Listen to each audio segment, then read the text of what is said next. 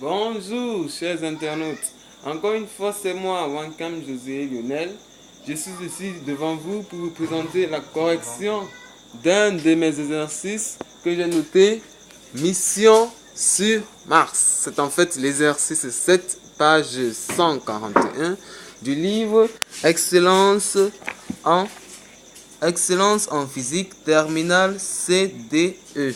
Enfin, cet exercice vient de la partie pour aller plus loin. Comme vous savez, j'aime toujours aller beaucoup plus loin. C'est un exercice qui porte sur exercice 7. Voici, exercice 7, mission sur Mars. Voici le schéma en fait. Et enfin, sur mon tableau, je vous ai remis le schéma de façon plus claire, en me présentant Mars, la planète Mars, et son satellite naturel Phobos. Le but de l'exercice en fait est justement de déterminer la vitesse, la période et ainsi que le temps et ainsi que la vitesse angulaire d'un satellite qui pourrait orbiter autour de Phobos, l'un des satellites de la planète Mars. Bon, en fait, pour la première question, on nous demande l'expression de Fm sur P. Il s'agit en fait de la force qu'exerce la planète Mars sur son satellite Phobos, noté FMP, bien sûr avec vecteur. On a F M sur P égale à moins G, masse de la planète Mars, multiplié par la masse du satellite Phobos, divisé par la distance R au carré. R étant la distance qui sépare Mars de Phobos au carré, suivant le vecteur directeur UPM, que voici ici. Directeur UPM. Deuxième question, expression de la norme de l'accélération du satellite Phobos, de l'accélération du satellite Phobos en fonction de R et V, qu'il s'agit ici de la distance qui sépare Mars de Phobos et de la vitesse linéaire du satellite Phobos lui-même. Étant donné que le mouvement de Phobos est circulaire uniforme, alors l'accélération est égale à l'accélération normale suivant le vecteur n, vecteur normal taux. Le voici ici. Ceci nous donne donc la norme du vecteur accélération égale la vitesse au carré divisé par la distance r multiplié par la norme du vecteur normal n. D'où la norme du vecteur accélération est égale à v carré sur r. Troisième question, on nous demande de montrer ainsi que la vitesse linéaire du satellite est égale à la racine carrée de la constante gravitationnelle universelle multipliée par la masse de Mars divisée par r, rayon qui sépare en fait Mars de Phobos. Nous avons, par application du théorème du centre d'inertie à Phobos, on a son point P est égal à MA, ce qui équivaut à dire que MGP, G étant ainsi le champ gravitationnel qui règne au niveau de P de Phobos. Donc voici GP orienté dans le même sens que F. Donc MGP égale à M à N suivant N. Ce qui implique que GP égale à N suivant N en simplifiant les deux masses. C'est de plus GP égale à GP suivant N, puisque nous avons vu que GP est en fait collinéaire au vecteur normal N dans la base de Fresnel taux N. Ceci nous donne GP égale à G suivant N. Or, GP égale d'abord à G masse de Mars divisé par le R au carré. Ceci nous donne donc GP égale à AN, qui équivaut à dire donc que G masse de Mars sur le rayon au carré égale à VR sur R.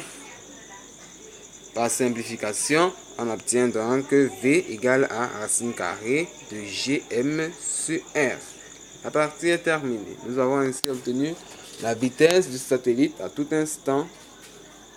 4. On nous demande de montrer donc que la période T du satellite égale à 2 pi r racine carrée de R sur Gm, la masse de Mars. On sait que,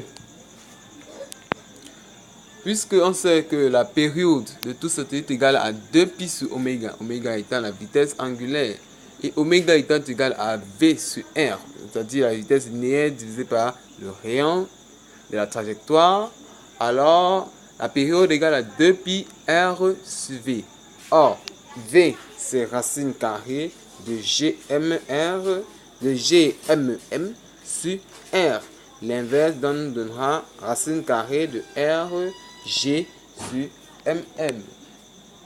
Ce qui nous donne donc que TP égale à 2 pi R V, qui égale à 2 pi R racine carrée de R sur G M de Mars. Mars, la masse de la planète Mars.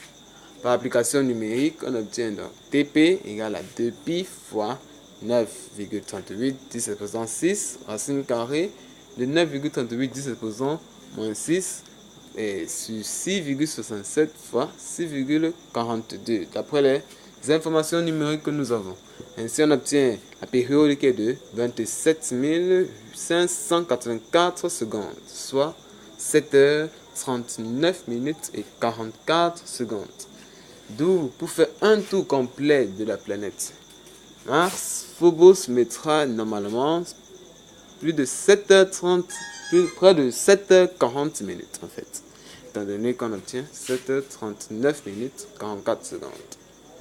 La cinquième question nous demande déterminer la vitesse angulaire oméga, oméga prime en fait, la vitesse angulaire du satellite. Bien sûr, dans le livre, on nous dit ici, au cours de cette mission spatiale, il est prévu de placer en orbite de Mars un satellite d'observation afin de cartographier une zone géographique bien définie de cette planète. On choisit pour ce un satellite, une orbite située sur le plan équatorial de Mars. Si on désigne oméga par la vitesse angulaire de rotation de Mars autour de l'axe passant par ses deux pôles, quelle vitesse angulaire de rotation doit-on fournir à ce satellite afin que cette mission se déroule de manière adéquate? On obtient donc, puisque le satellite, pour que le satellite puisse cartographier la même zone géographique de Mars, il faut que, la période de rotation de Mars soit égale à la période de révolution du satellite. Ceci veut dire donc que 2 pi sur oméga égale à 2 pi sur oméga prime. Ceci implique que oméga égale à oméga prime, soit oméga prime égale à 2 pi sur la période de rotation de la planète Mars. Par application numérique, on obtient oméga, c'est 2 pi sur 24 fois 3600 plus 37 fois 60, qui donne 7,1. D'où on obtient oméga prime égale à 7,1 fois 10 exposant moins 5 radians par seconde. Une vitesse angulaire de 7,1 fois 10 exposant moins 5 radians par seconde. La sixième question demande de déterminer la vitesse de révolution de ce satellite, bien sûr en justifiant. On a oméga prime, c'est V prime sur R, à savoir la vitesse angulaire, c'est égal à la vitesse linéaire ou de révolution divisée par le rayon de la trajectoire. Ceci implique donc que la vitesse de révolution égale au rayon de la trajectoire fois la vitesse angulaire oméga prime. Par application numérique, on obtient donc V prime égale à 185 km/h, soit 666 mètres par seconde. Voilà, l'exercice est terminé. Maintenant, j'espère que vous avez apprécié parce que pour moi, j'ai trouvé l'exercice vraiment très simple. J'espère alors que pour toute personne qui aura un problème ou alors d'autres solutions pour la résolution de cet exercice, il pourra me contacter ou alors contacter d'autres réseaux sociaux ou d'autres liens pour pouvoir s'exprimer. En tout cas, abonnez-vous si la résolution vous a plu. Merci.